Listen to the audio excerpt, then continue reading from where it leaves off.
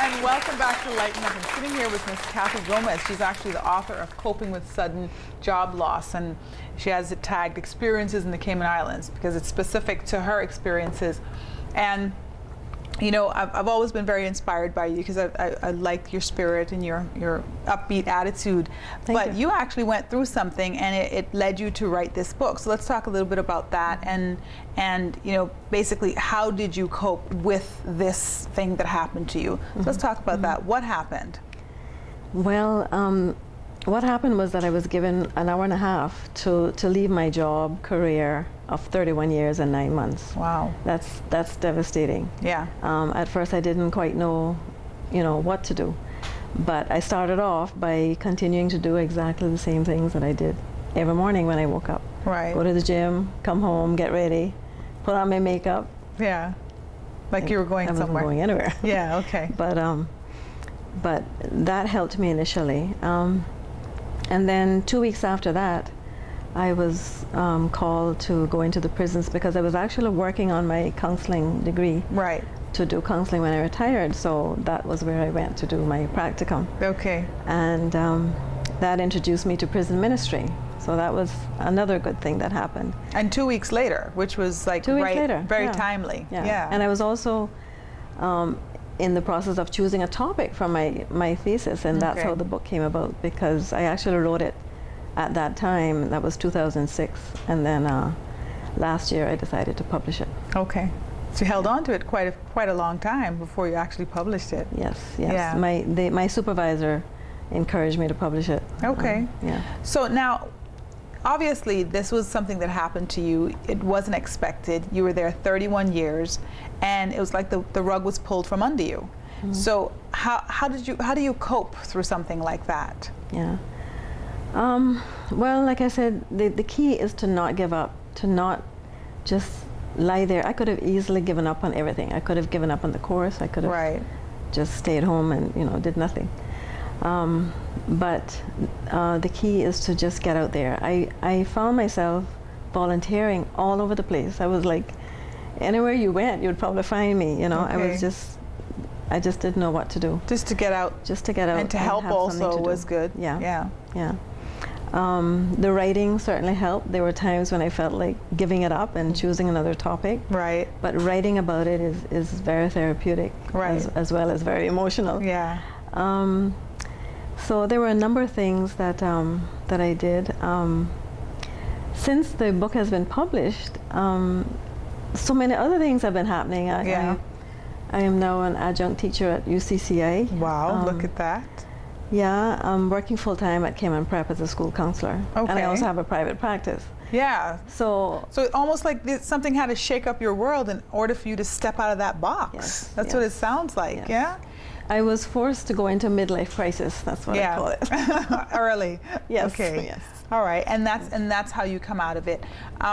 Also, I know that there are other people that are now looking for support for things like that, and you're in the process of forming some sort of group.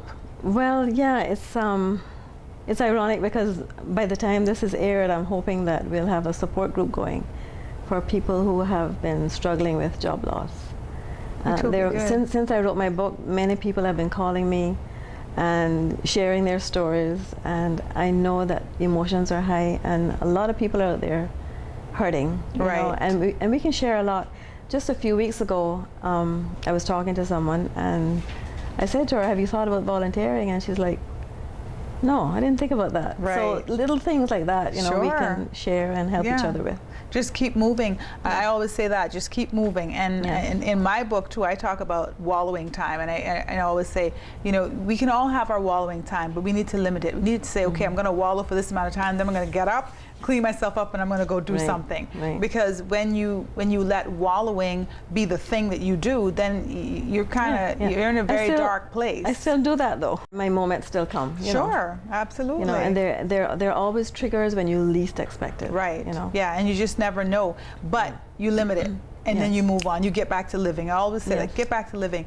You know, I was just thinking when you were talking about the prison, going there to do your practicum, I was thinking about the fact that here you were that had experienced such a thing, but now you were placed in a situation almost strategically in order for you to see people that were less fortunate than you. So Yes. it helps you in that sense. Yes. That must have helped you to work with people that you had so much more than they had, and you were now able to give something to them. I did in a sense, and in another sense I felt like I just fit in with them. Perfect, because yeah. I was feeling the same Right. loss. You Yeah. know, when you're in prison, you lose your freedom. Yeah. You know, and I was feeling rejected, and Right. there was a lot of media coverage on in my case as well, and that was very difficult for Wow. me to get up and face the world every day Yeah. with all of that going on. Yeah. You know, So how are you doing now? I'm doing great. You're great. I'm doing great. Yeah. I just returned from a prison fellowship convocation, world convocation in Toronto. It was just the most awesome experience. Really? Yeah. And what would you tell someone else that's experiencing a loss? What would your words of encouragement be to them? Oh, absolutely, to never give up. You know, think about other things that you like to do, you've always wanted to do, and you never had the time or whatever, and try to get into that. There's so many things that you can do to cope. Right. You know, Yeah. and make things better for yourself. And you found it. You found that joy. Yes. So that's great. So your midlife crisis is over now. You're not going to do another one. You're good. I'm good. Good. I'm good. All right. This is Miss Kathy Gomez.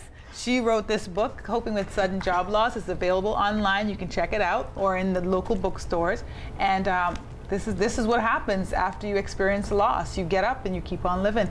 Thank you, Miss Thank you. Kathy, for coming on the Lighten Up Thank you, Show. Kathy.